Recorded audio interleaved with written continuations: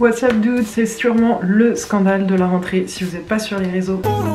Principalement sur Twitter, grand bien vous fasse. Vous avez très certainement loupé le shitstorm, pardon, la tempête de du mois de septembre, la sortie du film Mignonne par la réalisatrice Maïmouna Doucouré. En bref, on suit le parcours de Amy, 11 ans, qui débarque dans une nouvelle école après un déménagement et qui s'intègre tant bien que mal dans un groupe de fillettes qui prépare un concours de danse. Jusque-là, tout va bien. Sauf que, quand Netflix a publié son affiche du film, la tempête a commencé à se former et quand les internautes ont partagé hors de contexte une scène tirée du film, tout était hors de contrôle. Mais pourquoi ? Alors déjà, parce qu'il existe plusieurs affiches du film. L'affiche Netflix est hyper sexualisante et problématique pour représenter le film. En revanche, celle choisie par la réalisatrice et diffusée en France représente clairement le message que porte le film. Des fillettes qui courent dans la rue avec des soutiens-gorge par-dessus leurs vêtements de petite fille, un peu coincées entre deux âges. C'est un peu comme quand on est petite et qu'on essaye en secret ou pendant des soirées pyjama les soutiens-gorge de nos mères.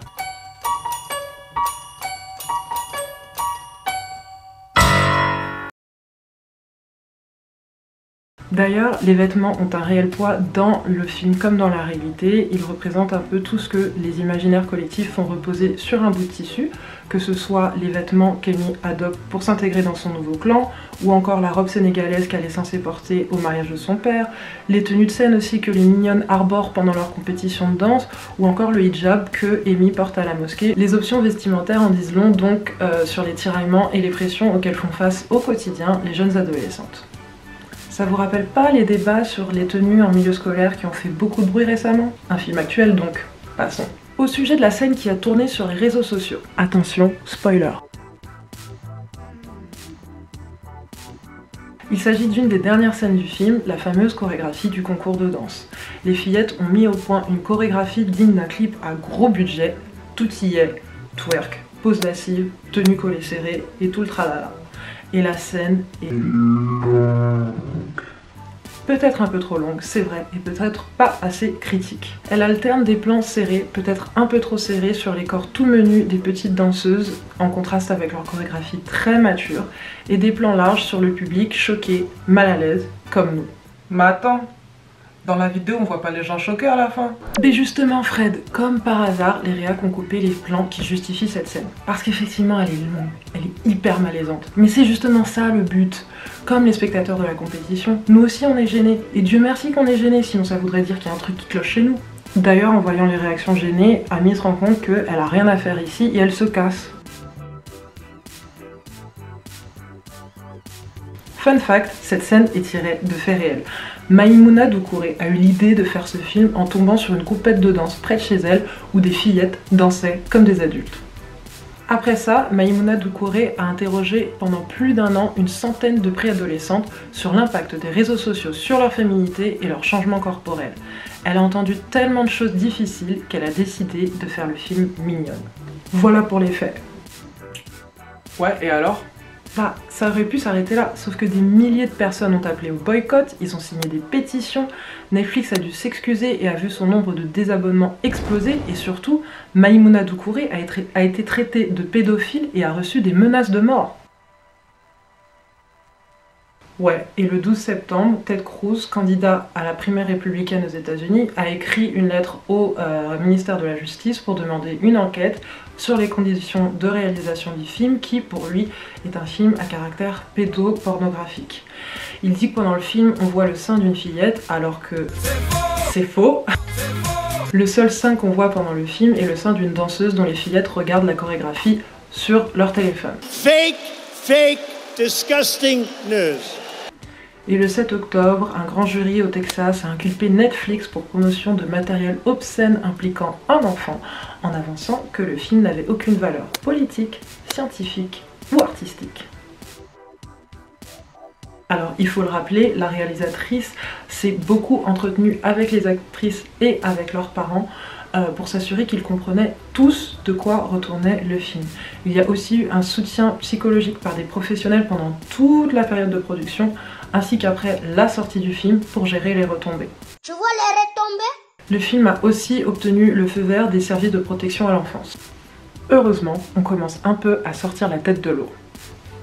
Beaucoup en France ont défendu le film dans l'industrie. Voici un extrait du communiqué de l'art, auteur, réalisateur et producteur. Ce film, produit en France, puis acheté par Netflix pour sa diffusion aux États-Unis, est emblématique de l'indispensable liberté d'expression dont le cinéma, dans toute sa diversité, a besoin pour aborder des sujets dérangeants, donc nécessaires à l'exercice de la démocratie. Opinion partagée par Unifrance qui a assuré son soutien à Maïmouna Doucouré et a réaffirmé son engagement à soutenir la liberté de création artistique et d'expression. Même Roselyne Bachelot, ministre de la Culture et ancienne star du PAF, a défendu le film avec Elisabeth Moreno, la déléguée de l'égalité entre les hommes et les femmes. Pour elle, le film suscite débat, et j'aurais jamais cru dire ça de ma vie, mais je suis d'accord avec Roselyne Bachelot. Bon, ça c'est pour le shitstorm, pardon, la tempête de... Mais alors le film ça donne quoi ? Bah, il y a plein de trucs sur lesquels on devrait s'attarder en fait. D'abord, le film n'est pas du tout un film moralisateur sur la religion comme on a pu l'entendre. Le film ne présente personne sous le spectre bon-mauvais. Chaque personnage est très humain dans ses choix, dans ses qualités, dans ses défauts, dans ses erreurs. Pour moi, ce film devrait réellement servir à amorcer un dialogue sur le poids constant que fait reposer la société sur les petites filles en faisant d'elles des femmes, entendre, des objets sexuels. Par exemple, dire à une petite fille qui vient d'avoir ses règles qu'elle est devenue une femme, ou encore enseigner des tâches domestiques à une petite fille pour faire d'elle une femme bonne à marier, ou encore faire des réflexions sur les tenues vestimentaires que mettent les filles pour aller à l'école. Un dialogue qui permettrait de mettre en lumière tout ce que les enfants voient, absorbent et interprètent, sur l'accès hyper facile à des contenus inappropriés comme des clips sexuellement explicites, voire même des films porno, sur les réseaux sociaux aussi, parce que, on le rappelle, les filles postent leurs vidéos sur Instagram, or, Instagram est censé interdire l'accès à sa plateforme aux enfants de moins de 13 ans. Le film en lui-même ne sexualise pas les actrices, il n'est que le miroir de la société qui, elle, sexualise les enfants prépubères. Comme le dit Maïmouna Doucouré, il n'y a qu'à faire un tour par exemple sur TikTok et vous verrez des milliers de jeunes filles du même âge qu'Ami, elle aussi en crop top, elle aussi en mini short, mieux maquillée Kim Kardashian, en train de faire des chorégraphies à la Dirty de Christina Aguilera. Et pourquoi elles le font? Parce que notre société de détraqués pense que c'est cool. À travers plusieurs scènes d'enfantillage dans le film, on se rend bien compte que les filles ne sont que des gosses, qui ne savent rien du monde, qui le découvrent et qui tentent d'en comprendre les codes.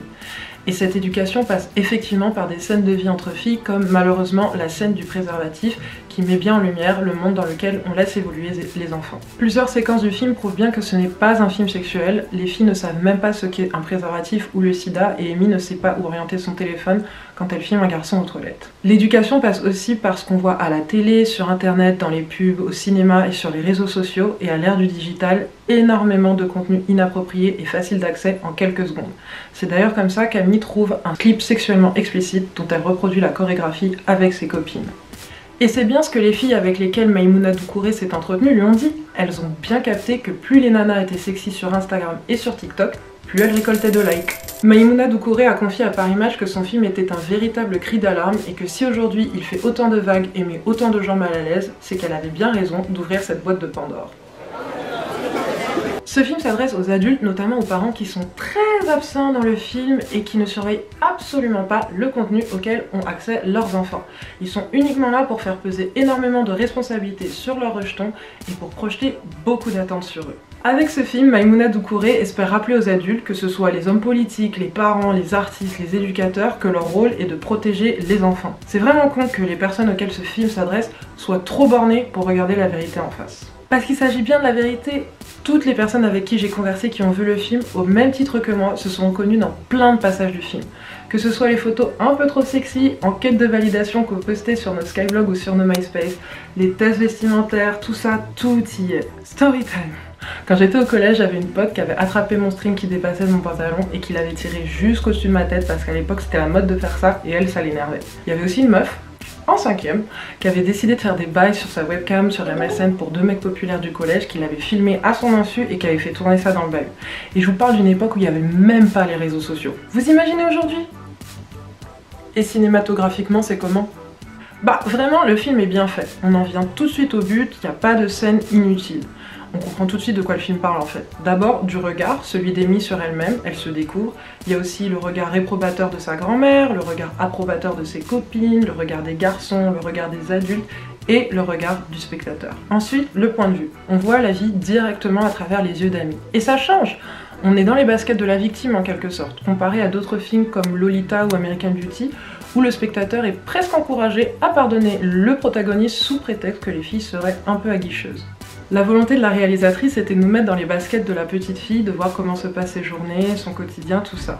Et encore, Maïmouna Doucouré avait confié à Paris Match, avant la sortie du film, qu'elle n'avait pas osé tout filmer de peur de choquer les parents. Si elle avait su. Ensuite, niveau casting, c'est hyper rafraîchissant de voir tout un groupe de petites filles d'origine différente. Et pour une fois qu'on voit une petite fille noire dans un film français qui n'est pas basé sur le trauma porn, juste elle vit les affres de la préadolescence, franchement, niveau représentation, ça vaut le coup. Bon, après, le film n'est pas parfait. Comme je le disais, la scène de représentation au spectacle final est peut-être un poil trop longue et pas assez critique, mais elle est absolument incroyable. Après, je souligne que, assez naïvement, les filles dans le film ne sont jamais en danger alors que ça aurait pu être le cas.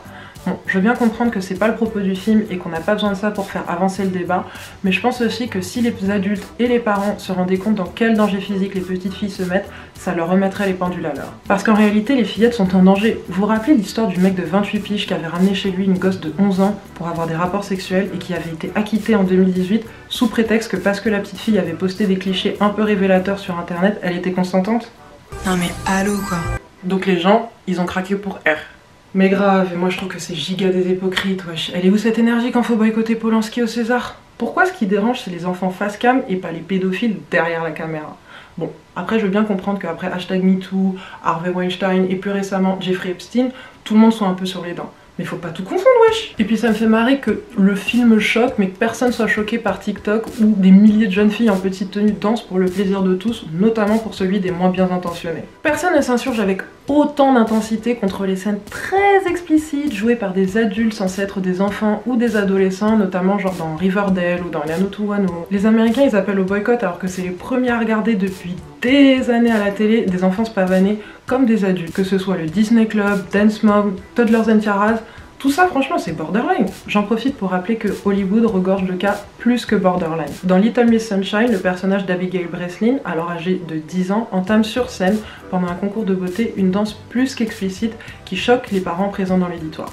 Et à ce que je sache, personne n'a envoyé de menace de mort au réalisateur pour ça. Jodie Foster n'avait que 14 ans lorsqu'elle a joué son personnage hyper sexualisé dans Taxi Driver. Le film Lolita romance l'histoire d'un vieux mec qui tombe amoureux d'une nana dont l'actrice n'avait que 17 ans au moment du tournage. Nathalie Portman a abordé plusieurs fois l'hypersexualisation dont elle a été victime à 13 ans après Léon et les lettres de fans abjectes qu'elle recevait. Un film auquel j'ai beaucoup pensé pendant la polémique autour de Mignonne est le film 13. Film culte de mon adolescence, aujourd'hui je repense avec un œil beaucoup plus critique. À l'époque, le film m'avait marqué parce que je me retrouvais beaucoup dans les conflits familiaux que traversait le personnage interprété par Evan Rachel Wood et aussi dans son envie de rébellion. Mais bon, toute la partie sexuelle me laissait de marbre, principalement parce que je comprenais pas vraiment ce qui se passait. Je me souviens avoir revu le film adulte et avoir percuté certaines scènes et certains dialogues et avoir été complètement choquée. Surtout lorsque j'ai capté que la nana avait 13 ans et qu'elle était en 5e. Comme la nana de mon storytime de tout à l'heure d'ailleurs. Et là où les détracteurs de Mignonne qualifient le film de pédopornographique alors qu'il n'y a aucune scène sexuelle dans le film, moi je trouve que 13 flirte beaucoup plus avec ce registre-là. Et je pourrais m'attarder sur American Beauty ou Hard Candy, mais vas-y, vous avez compris, wesh. Mais c'est que le cinéma américain ou il y a le cinéma français aussi? J'ai vu le film Juillet-août l'an dernier et c'est un très bon film, mais il y a une scène qui m'a un peu mise mal à l'aise. C'est une scène où, sans raison apparente, l'actrice Luna Lu, qui à l'époque du tournage, il me semble qu'elle avait que 15 ans, se retrouve poitrine nue alors qu'elle a la poitrine naissante. Idem pour le film Ava de Léa Missus où l'actrice Noé Bita se retrouve seins nus à la fin du film, effectivement pour un propos artistique très certainement, mais un peu gênant quand on sait qu'elle est censée interpréter une fille de 13 ans. La polémique autour du film lauréat du prix de la réalisation au Sundance Film Festival 2020 en janvier a tout de même intrigué les spectateurs.